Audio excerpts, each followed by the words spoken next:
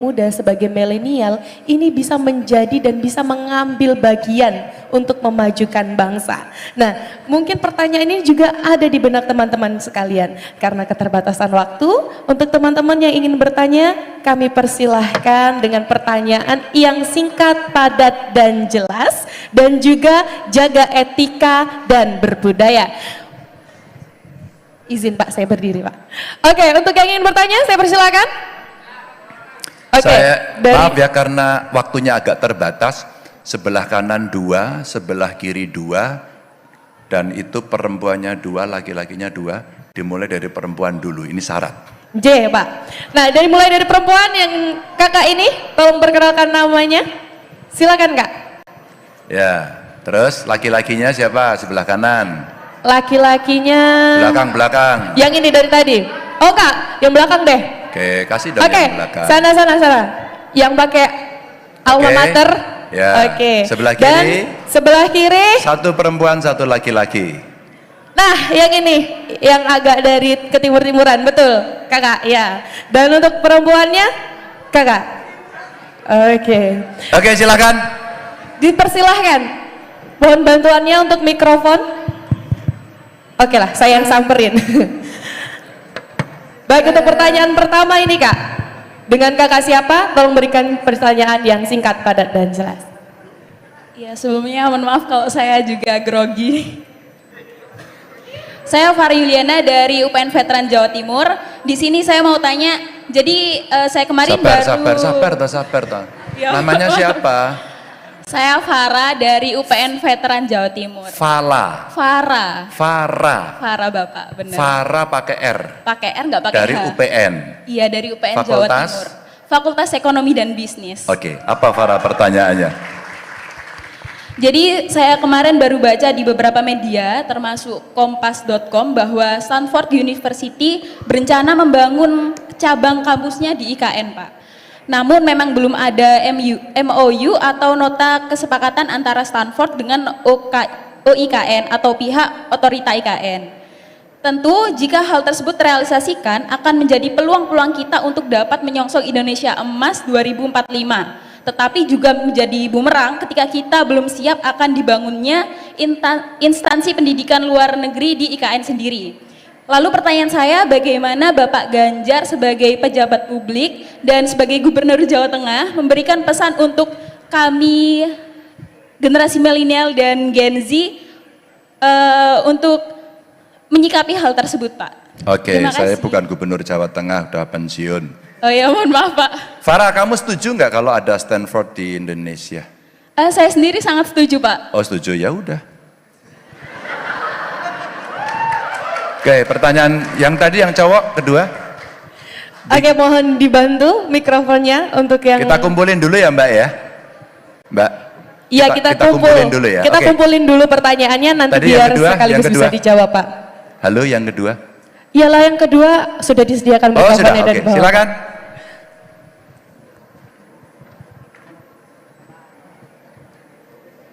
Iya.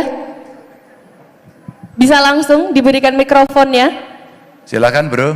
Iya, biar satset gaspol, jangan kasih kendor gitu Pak. Ya. Oke, assalamualaikum warahmatullahi wabarakatuh. Perkenalkan, nama saya Amir dari Universitas Islam Madura Pamekasan. Pelan-pelan juga, namanya siapa? Tepuk tangan untuk yang dari Pamekasan. Namanya siapa? Amir Pak. Amir. Oh iya. Amir dari Universitas Islam Madura Fakultas Ekonomi Akuntansi. Silakan Mir. Iya. Oke, pertanyaan saya simpel Pak. Banyak mahasiswa itu yang berbicara masalah agent of change, agent of control. Kalau menurut saya, mahasiswa sekarang berbicara masalah agent of change, agent of control itu jancuk semuanya Pak. Kenapa saya mengatakan itu? Buat makalah itu nyontek dari Google. Mana ada perubahan? Maka dari itu pertanyaan saya, bagaimana cara merubah ataupun pesan dari Bapak cara mengubah mahasiswa yang berbicara masalah agent of change tapi dirinya belum tentu agent of change gitu Pak. Terima kasih. Mer, bentar, kamu jangan ngegas dulu. Lah kalau kamu merubah dirimu sendiri agar bisa, ya tadi, menulisnya benar dan sebagainya. Menurutmu kamu perlu apa? Ya mungkin kedepannya untuk mahasiswa itu bisanya untuk buat makalah itu dari diri sendirinya gitu Pak.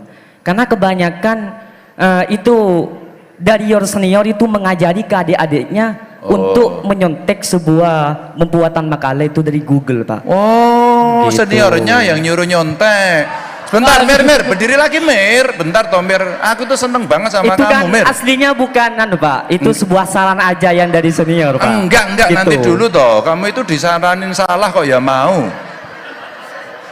Mir. Iya Pak. Sebenarnya yang ngajarin buat makalah itu seniormu atau dosen? Itu bukan dosen tapi senior. Tapi kalau saya pribadi enggak Pak. Gitu. Oh, ya. Bentar, kamu lebih percaya sama senior atau sama dosen? Saya dengar aja dari adik-adik saya yang katanya disuruh kalau buat makalah itu nyontek dari Google gitu Pak. Oh ya, oke. Oke. Oke, makasih Mir. Oke siap. Apalagi sudah ada kecerdasan AI ya, makin. Oke, untuk di sisi kiri kami atau di sebelah kanan, kami persilahkan untuk mikrofonnya untuk diberikan. Tadi yang sudah dapat jatah perempuan dulu. Iya, ada yang perempuan tadi di depan satu. Siapa Mbak? Yang mana tadi? Yang itu Pak. Berdiri dong. Oke. Iya, boleh mikrofonnya. Oh, mic-nya. Ya. Oke. Oke, pertanyaannya langsung ke intinya ya, supaya kita juga bisa mendengarkan banyak pengalaman dari Pak Ganjar ya. Oke, persilahkan. Bismillahirrahmanirrahim. Assalamualaikum warahmatullahi wabarakatuh. Perkenalkan, nama saya Zulfa, Fakultas Kesehatan dari Unitomo. Pak Ganjar. Benar namanya Zulha, betul? Zulfa. Zulfa. Iya, pakai Zulfa di belakang Zulfa gitu. Pak Ganjar, ini sebenarnya simpel aja sih. Sekarang kan banyak banget kayak isu mental health gitu ya. Nah, sebenarnya sih simpang siur. Mental health itu emang bisa diselesaikan atau bisa diatasi sama bantuan medis atau cuma ya sekedar cuma ke distract sama konten-konten yang ada di TikTok gitu. Jadi teman-teman yang benar-benar punya mental disorder itu akhirnya terpojokkan. Menurut Bapak Ganjar itu bagaimana seperti itu? Gimana tadi TikToknya? Kepengaruhan, Iya, kepengaruh gitu, karena dipengaruhi. Jadi Kamu kayak- pernah nggak punya teman atau kamu sendiri yang merasa stres, tertekan? Sebenarnya sih kalau saya sendiri lagi ada terapi untuk minum obat kayak gitu sih. Saya juga ke psikiater Bapak gitu. Kamu? Oh, oke. Tapi kamu kira-kira tekanannya karena main TikTok keseringan? Bukan. Atau dimarahi Bu Siti? Bukan, karena Oh, bukan. memang ada trauma tersendiri. Karena ada trauma. Iya. Kamu lebih nyaman mana? Ke dokter, ke psikolog, atau mungkin ke dukun? Psikolog dulu. Psikolog, Jadi kayak ya ceritain masalah, habis itu ke psikiater untuk kayak peringanan untuk dikasih resep obatnya seperti itu. Oh, oke. Gitu. Kamu tidak harus cerita detail karena ini mungkin tidak perlu diceritakan, tapi yang penting nyamannya di mana. Oke ya? Iya, Oke. seperti itu. Baik. Terakhir. Terima kasih Bapak. Iya, satu Kasih. lagi kami persilahkan untuk diberikan mikrofonnya. Tadi yang cowok siapa ya? Tadi yang sudah terpilih di tengah Pak. Oh ya. Oke. Untuk sesi ini kita cukupkan di 4 penanya ya, karena memang waktu kita cukup terbatas. Nanti kalau ada umur yang panjang nanti kita Silakan. bisa berjemur lagi. Bro. Assalamualaikum Dipersilahkan. warahmatullahi wabarakatuh. Salam. Perkenalkan, nama saya Muhammad Fajrul Falah. Muhammad Fajrul Falah. Fajrul. Oh, Fajrul. Iya Pak. Itu nama dosenku loh itu. Muhammad Fajrul Falah. Fajrul ya? Iya, Pak. Oke, Jrul, kamu dari mana? Dari Surabaya, dari Fakultas Ekonomi dan Bisnis Akuntansi. Oke. Nah, pertanyaannya saya Pak, gimana cara buat kita sebagai generasi muda masa depan bisa survive di era milenial, dan skill seperti apa yang kita butuhkan untuk generasi milenial saat ini itu menurut Bapak sendiri? Itu Oke. gimana? Ya. Apa ketakutanmu terhadap masa depan? Ketakutannya- Ketakutanmu apa pada masa depan? Kamu takut nggak? Takut, Pak. Oh takut. Ya takutnya karena tidak sukses, Pak. Takutnya karena tidak sukses. Emang kamu sudah nyoba? Belum, Pak. Oh belum. Apa yang menjadi ketakutanmu apa? Sukses itu apa sih? Sukses itu kan orang ya relatif ya. Apa yang kamu takutkan bisa apa? Nggak dapat kerja. Ya, yang pertama tidak bisa membahagiakan orang tua. Oh ya. Ini sangat Luar menyentuh, biasa Pak. Mbak Betul, ini. Pak. Ini loh, Insya Pak Allah. Jo, ini penting ini budi pekertinya luar biasa. Oke, kedua Pekerjaan. pekerjaan. Takutnya menjadi pengangguran. Takutnya menjadi pengangguran. Kamu yakin nggak sekolah ekonomi akuntansi di Universitas Dr. Sutomo itu akan punya bekal hidup? Kalau dibilang Kamu yakin nggak? Atau enggak? Ini ada Kalau rektor. dibilang yakin sih, Pak, karena kan kalau Kalau dibilang yakin, kalau Iya. dibilang enggak? Yakin juga, Pak. Hah? Yakin juga. Yakin? Ya, Pak. Ya udah kamu jawab kok. Ini malah ngejak gelut deh. Oke, Pak Jil, terima kasih. Sama-sama. Ada ketakutan, Pak. Iya Pak, Ya. kayaknya Oke.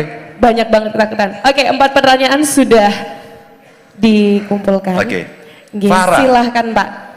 Stanford mau masuk. Iya. Globalisasi seperti ini tapi kita mesti hati-hati. Saya bicara dengan Presiden beberapa waktu lalu. 2 hari yang lalu sebelum saya pergi ke Surabaya, saya diundang Detikcom. Surprise aja sih. Katanya saya mau dapat award, nggak tahu award apa.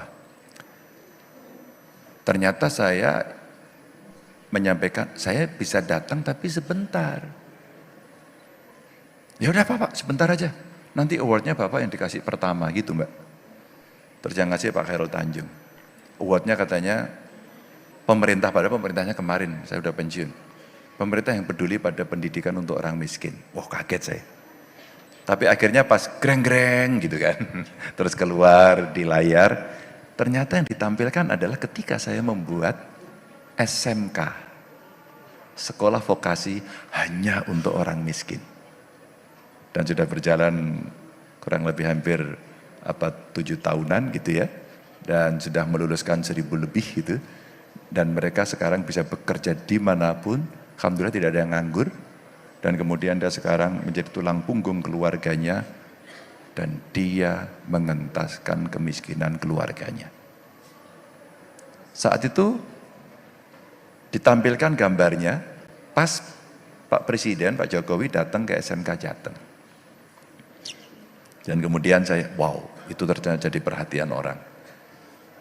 Pada saat itu juga saya bicara dengan Pak Presiden begini, Farah, Pak, kalau perguruan tinggi kita ternyata seluruh Indonesia ini tidak ada yang, atau belum ada yang masuk 100 besar, saya kira belum ada ya Bu ya, 100 besar. Maka mesti kita push. Singapura itu negaranya kecil, beberapa perguruan tingginya masuk dalam 10 besar lagi kalau nggak salah. Kita belum. Pemeringkatan, rating itu ternyata dipengaruhi oleh banyak hal. Fasilitasnya, dosennya, risetnya, macam-macam lah itu. Maka saya sampaikan Farah sama Presiden, Pak, ini mesti kita genjot Pak. Kira-kira gimana idenya? Pak, kalau mau crash program, mungkin bisa juga profesor-profesor yang sudah retired, sudah pensiun, sudah emeritus dari beberapa perguruan tinggi hebat dunia, kita panggil aja Pak. Kita panggil untuk membantu. Ambil 2 atau 3 taruh di Universitas Dr. Sutomo. Dia akan nempel agar kemudian semua bisa menulis jurnal internasional. Dengan cara yang benar, dengan jejaringnya. Dan bagaimana kemudian dia melakukan assessment terhadap kondisi ini. Maka kenapa tadi saya bicara harus melipat gandakan anggaran, karena kita mesti kaya sebagai negara. Negara kita ini sebenarnya negara kaya apa miskin teman-teman? Iya, tapi mana duitnya? Korupsi, ilegal, betul kan? Maka sepakatkan korupsi disikat? Sikat. Maka birokrasi, kita bisa melakukan crash program. Sehingga Farah, kita sebenarnya bisa mampu membuat itu. Tapi saya kira ide Stanford umpama mau masuk, dijadikan trigger saja. Nanti itu jadi pro kontra. biar menjadi wacana diskusi. Dan kita tunjukkan, kenapa kita tidak mampu. Hari ini kita harus mengatakan, kita harus mampu. Maka kita panggil orang-orang terbaik. Bayaran yang bagus untuk para dosen, para guru. Masa guru laporannya, Bu, terlibat pinjol? Ya kan? Dia ojol untuk menambahkan pendapatannya. Ini guru. Farah, itu sebenarnya. Jadi, kita mesti menyiapkan perubahan itu dan kemudian, maka saya katakan udah inline ya, pendidikan kita mesti menjadi prioritas dan itu crash program. Bonus demografi kita 13 tahun saja. Kalau kita tidak gerak cepat untuk bisa memberesi itu, tidak sat-set, tidak melakukan crash program, kita akan lewat. Belajar dari Jepang, belajar dari Korea Selatan, belajar dari Tiongkok, ini 3 negara yang memanfaatkan bonus demografi dan berhasil. Ini teman-teman. Maka Farah itu kita kasih atau kita berikan stimulus agar semua terangsang kemudian untuk bisa hidup dalam dunia akademik yang bermutu. Plus nanti mahasiswanya. Mahasiswanya kita mesti adil proporsional. Yang mampu ya bayar. Tapi yang tidak mampu pinter beasiswa. Ada kok bidik misi, ada kok LPDP ya. Dan saya sampaikan kepada Presiden, Pak LPDP-nya aja Pak. LPDP kalau nggak salah sudah ada 200 triliun. Dan itu hanya digunakan bunganya saja. Jadi kalau itu bisa kita berikan teman-teman, maka semua yang dia mampu, maaf keluarga tidak mampu, maka dia akan punya akses, kemudahan akses. Anak-anak hebat kemudian punya peluang yang sama. Tidak peduli dia dari kondisi keluarga seperti apa. Oke Farah? Amir dari Madura. Bagaimana mahasiswa nulisnya nyontek di Google? Ya iyalah karena Google-nya memberikan fasilitas kok. Besok itu tenang aja Amir, kamu jangan pakai Google. Kamu konsultasi dulu sama dosenmu, judul skripsinya apa, tesisnya apa, atau kalau membuat papers tugas seperti apa, topiknya apa, nanti kamu cari keywordnya apa, setelah itu kamu pakai ChatGPT. Hati-hati loh Bu Rektor, nih Pak dosen hati-hati nih. Nanti bersaing juga gitu loh. Tapi saya lupa kemarin mana ya, kalau nggak salah Swedia atau mana ya, yang sekarang mengembalikan siswanya untuk baca buku manual. Sekarang dia duduk, ketemu dan baca buku manual. Dia bertemu, yang dulu kita online ternyata beda dalam olah rasa. Beda, ketemu itu beda. Itulah as human being ternyata tidak bisa digantikan. Nggak bisa. Maka kalau tadi gambarnya ke kafe, kamu di kafe lagi ngapain? Lagi stres, lagi pengen healing, lagi cari teman gitu kan, macam-macam. Tapi sebagai manusia seperti itu. Maka kalau kita bicara kondisi itu, Mir, maka yang harus kamu jadikan acuan adalah dosenmu. Bagaimana cara berpikir kritis, analitis, sistematis. Itu pentingnya proses belajar. Begitu tahu, begitu bisa, tahu metodenya, go, kamu dilepas, dan cara itulah yang kamu pakai untuk menganalisis semuanya. Basis teorinya udahlah diambil semua. Maka kenapa Merdeka Belajar itu sebenarnya keren juga. Bu Rektor usul aja Bu, kasih magang Bu. Beberapa mata kuliah itu kasih aja ke swasta, ke swasta, ke pemerintah, maksudnya keluar kampus. Saya pernah menawarkan waktu itu dan datang dari Undip, dari UGM, semacam papers, kemudian diuji oleh dosennya, dia lulus. Dulu saya kasih usulan, mestinya saya ikut nguji. Saya yang ketempatan ikut nguji, jadi double. Dan inilah nanti learning proses yang akhirnya orang akan melihat praktek. Sehingga tidak dalam stres karena mendapat teori yang cukup banyak. Nah itu yang kemudian bisa menarik untuk Amir. Akhirnya prosesnya itu baca buku, mencoba tahu pengetahuannya secara konseptual ngerti, tapi kalau ini kita turunkan menjadi sebuah praktek untuk menyelesaikan sesuatu, apa ya yang mesti kita lakukan. Nah itu tidak akan pernah sama, itulah kehidupan. Jadi Mir, sekali lagi percayakan penuh sama dosenmu. Jangan seniormu yang itu gitu ya. Zulfa ya. Kemana? Caramu udah betul.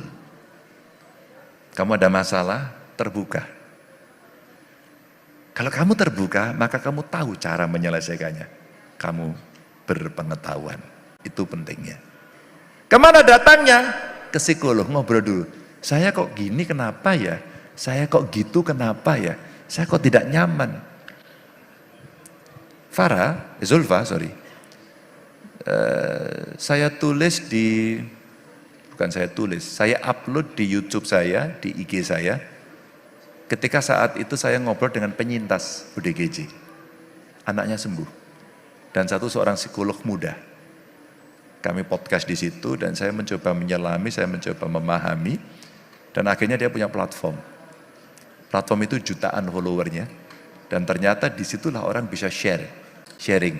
Maka penting kalau kemudian kita bertemu, berorganisasi Mbak. Tadi BEM ya, BEM Nus ini penting, se-Indonesia loh, ini keren. Ngobrol, berdiskusi, lega. Kalau mengungkapkan itu kan lega ya, lega, bebannya dikeluarkan lega, hanya itu. Itulah kejiwaan. Itulah ilmu pengetahuan, maka ada psikologi. Maka Anda ngobrol, Anda coba selesaikan, dan begitu itu selesai, mungkin cukup di sini. Tapi kalau tidak, mungkin perlu psikiater, dokter, maka makan obat. Sampai pada titik tertentu. Dan yang menarik penyintas ini ternyata dia sembuh. Ini ternyata dia sembuh. Jadi Zulfa, menurut saya itu udah benar. Tapi bagaimana mengurangi kesetresan? Ngobrol, berbagi cerita, sharing, cari yang paling nyaman. Ya. Dan memang betul, jangan dikira gadget itu selalu bikin baik saja. Enggak juga. Wong saya dibully juga sering kadang-kadang. Ini kalau dibully banyak baca ya orang bisa stres. Stres itu kan tertekan. Ada tekanan.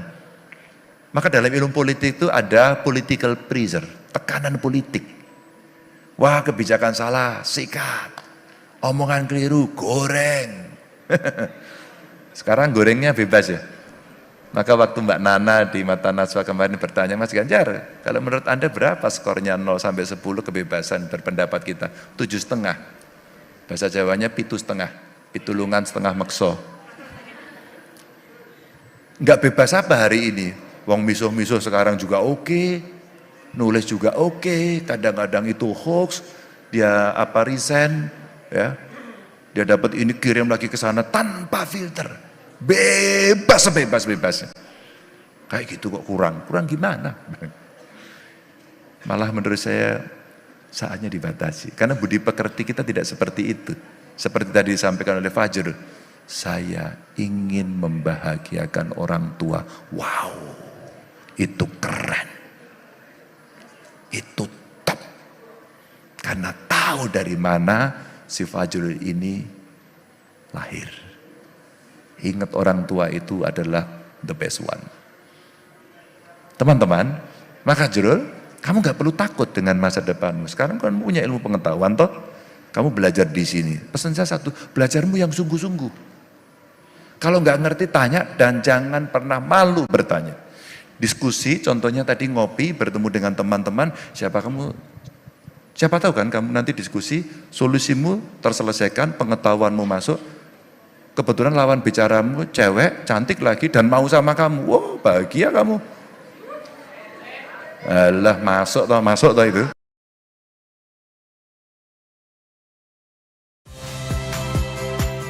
Saya Niluh Puspa. Saksikan program-program Kompas TV melalui siaran digital, pay TV, dan media streaming lainnya. Kompas TV, independen, terpercaya.